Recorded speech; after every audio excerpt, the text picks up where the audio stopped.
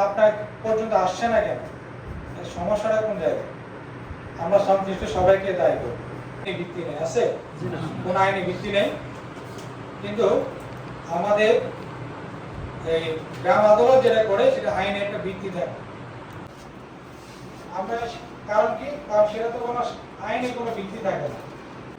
সেক্ষেত্রে কিছু গরিব মানুষকে আপনাকে রিমেডি দিতেই হবে। বলে যে আগ্রহ নেই, চেয়ারম্যানদের আগ্রহ নেই। গ্রাম আদালত নিয়ে এখন কম্পিউটার অপারেটর একদম নতুন কারা জানি আমাদের কি অর্জন, কোথায় কি করণীয় আছে, কোথায় কি প্রতি 3 মাস পর পর আমরা যে গ্রাম আদালত নিয়ে গ্রাম আদালত হিসাব সহকারে কম্পিউটার অপারেটরদের ত্রৈমাসিক সমন্বয় সভায় আমরা আপনার পর্যন্ত আসছে না কেন? এর সমস্যাটা কোন জায়গায়?